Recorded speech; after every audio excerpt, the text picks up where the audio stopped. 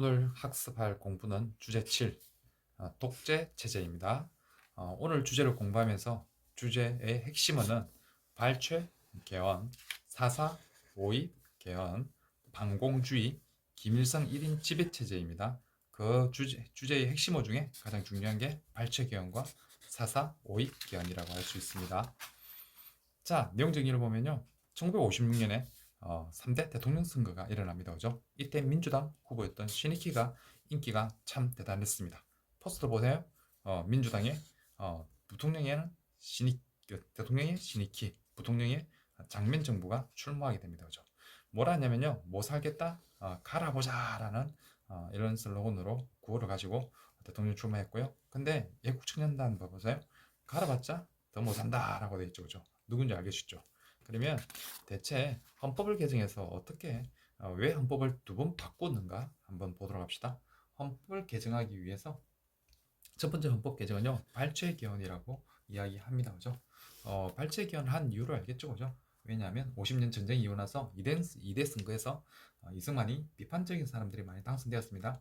그래서 뭐 국민 방위군 사건 그리고 뭐 거창 학살 사건 이런 사건들에 대해서 이승만 재선에 대한 불투명이 생겼죠. 그러니까 이제 헌법을 가두어서 대통령 간선제가 아니고 직선제, 그지? 그리고 야당이 말한 내각 책임제안을 절충한 계획안을 제출하게 됩니다. 그죠? 당연히 야당 어떻게 한다고? 반대하겠죠. 근데 계엄령을 선포하고 통과시켜 버립니다.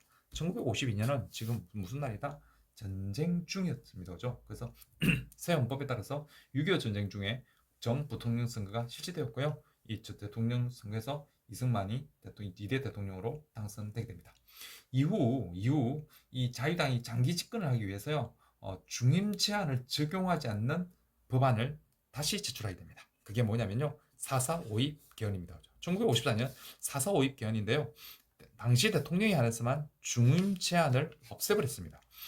그래서 이것을 국회에 올렸는데요. 한 표 차로 부결되게 됩니다. 원래 그 당시에 국회의원 수가 몇 개냐면요. 203석이었습니다. 203석에 과반수가 맞는 3분의 2가 나와야 되는데 그 3분의 2는 136표죠. 그죠? 그런데 몇 표가 나왔냐면 135.333표가 나왔습니다. 그게 일명 반올림 사건이라 해서 4.4 5입 개헌을 통해서 그 다음날 자유당에서 억지로 논리를 내세워 계획안을 통과시켜버렸던 게 4.4 5입 개헌입니다. 있을 수 없는 일이죠. 그죠? 그리고요, 왜 헌법을 두 번 바꿨을까 했는데, 3대 대통령 출마를 위해서 헌법을 두 번 바뀌었죠. 그죠? 그래서 56년에 다시 대통령 선거가 나오게 됩니다. 그죠? 야당이 약진이었습니다. 그래서 민주당과 진보당이 야당 결성을 하려고 움직임이 나타났습니다. 그러나 내각 책임자와 반공주의를 내세웠던 민주당이 먼저 결성되면서 핵심 세력은 다 제어돼 버렸고요. 그래서 핵심 세력은 평화통일과 민주승리를 내세우면서 진보당 추진위원회를 결성하게 되고 56년에 3대 대통령이 출마되게 됩니다. 3대 대통령에 출마했던 사람은요, 그지? 이승만, 그지? 자유당의 이승만, 그리고 신익희, 무소속의 조봉암이 출마하게 됩니다. 그러나 무소속의 조봉암이 신익희가 어떻게 되냐면요, 갑작스럽게 죽습니다. 병사하게 되고요. 갑작스럽게 병사하면서요, 누가 출마하냐면 조봉암과 이승만이가 출마를 하게 되죠. 그러나 이 신익희의 표가 갈라지면서 이승만이 당선되고요.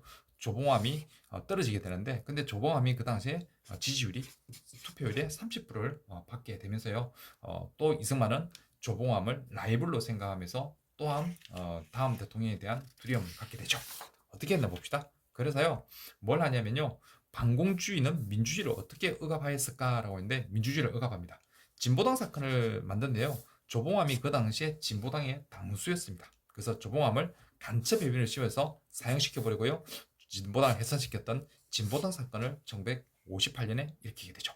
그리고 혁신 세력을 탄압하기 위해서, 즉 혁신 세력이 다시 등장하지 못하게 국가보안법이라는 것을 다시 재개정해 놓았습니다. 그 당시에 진보당 사건을 경향신문에서 엄청나게 많이 보도를 했죠. 그죠? 이 경향신문에서 자유당 집권에 대한 비판적인 기사를 썼다고 해서 폐간시키는 사람, 즉 다시 말해서 언론을 탄압했던 사건이 벌어지게 됩니다. 북한 체제는 어떻게 됐을까요? 김일성이 어떻게 1인 체제를 강화했는지 봅시다. 북한 정권이 주민을 동원하는 방법이 무엇일까 됐는데요. 일단 김일성의 1인 지배 체제를 강화하는 방법은 6.25 전쟁 이후에 반대파를 제거하기 위해서 애남파, 소련파, 요 사람들 그리고 박헌영 요 남노당이죠, 그죠? 이 남쪽에 있는 박헌영을 제거하게 되면서요. 이 김일성 1인 지배 체제로 강화하게 됩니다. 그 당시에요. 사회주의 건설을 둘러싸고 결집한 김일성을 반대하는 세력들이 엄청 많이 등장했습니다. 이때요. 이 사람들을 싹 다 어떻게 한다고 비판 세력들을 대부분 숙청했던 사건이 8월 종파 사건이라고 합니다. 이런 8월 종파 사건 이후에요. 김일성은 주체라는 내용을 걸면서요.